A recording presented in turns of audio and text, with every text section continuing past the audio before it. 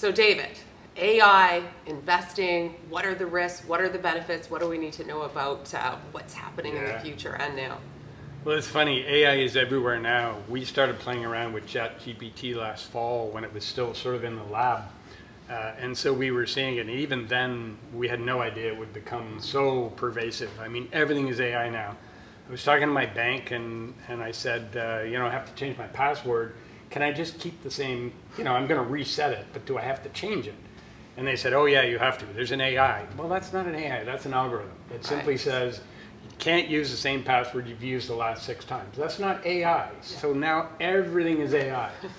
And ChatGPT is interesting. There's people that are going to it for picking vacations, relationship advice. Absolutely everything is coming from AI and ChatGPT now. There was actually a study that was done by Motley Fool in the US. Okay.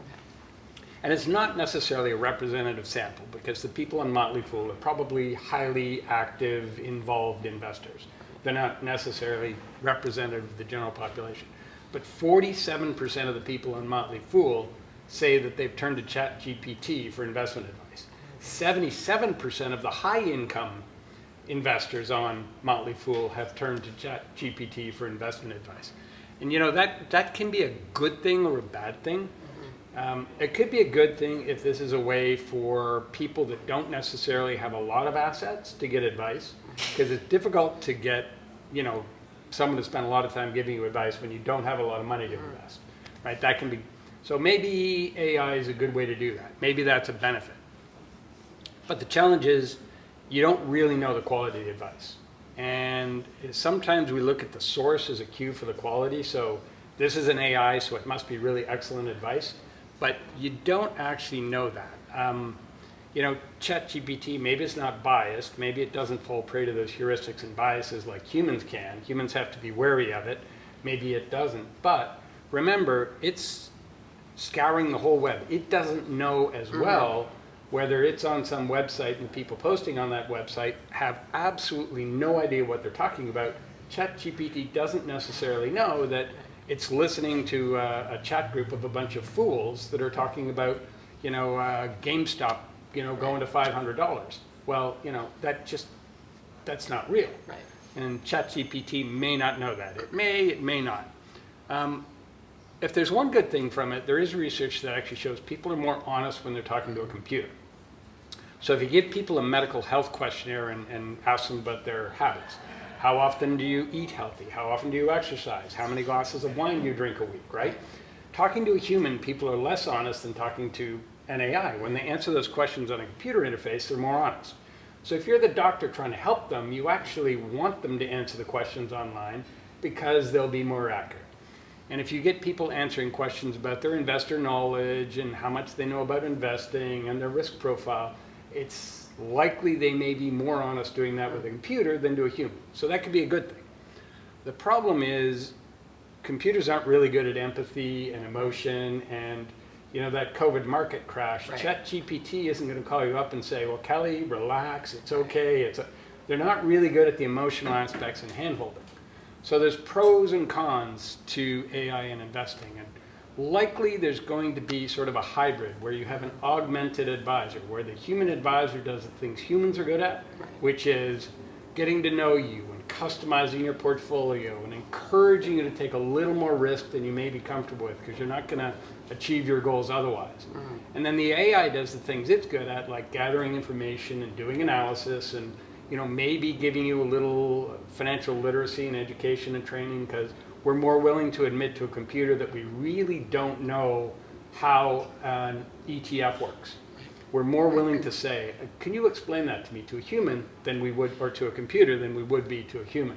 So maybe there's a hybrid. I think the caution is just because it's an AI doesn't mean it's an expert at making investments. Oh, really great point. So David, I know you at BE Works Research Institute, you've done a lot of work on the pros and cons. So where AI can really be a benefit for those, like you said, that don't have a lot of money to invest, but that there's those inherent biases. So maybe talk to us a little bit there, like how can that affect, I believe the paper was, how can it affect their long-term investing outcomes? So speak to us a little bit about that. It is interesting. You know, we've looked at it as well. If you ask some of these questions to ChatGPT, it actually comes up with some fairly good answers. Okay. But you know, we actually have expertise in both behavior as well as investing, so we can see where the answers really aren't as good as they should be, and you maybe shouldn't fully rely on them. And the long run, what we're talking about here really is the outcome. If you're the investor, you've got to think, when I retire, what am I going to be doing? Can I afford to keep my cottage and my home? Or do I have to give one up? Can I really travel as much as I think I'm going to? You know, can I golf? Can I have a golf membership? Like, whatever those dreams are, you really have to think about them in concrete terms, and then think about how much cash you need now and how quickly it's going to accumulate. Because, you know, 40 years sounds like a long time at the outset. Right. It's temporally distant. But, you know, talking to people who suddenly retire, they go, wow, where did the last 40 years go? So the time to plan is at the beginning, not at the end. Right, exactly. Good. Very good advice.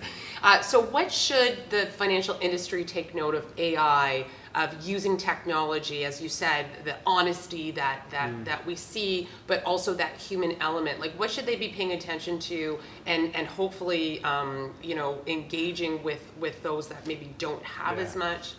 Yeah, I think the best model really is, you know, robo-advisors have been out since the mid-teens, 2010s. And there was the thought that, you know, this would be a separate channel, that there would be people who would only use a robo-advisor. Right. And then there was the thought that other people would only use a human advisor. I think what the industry has to realize is there's going to be a hybrid.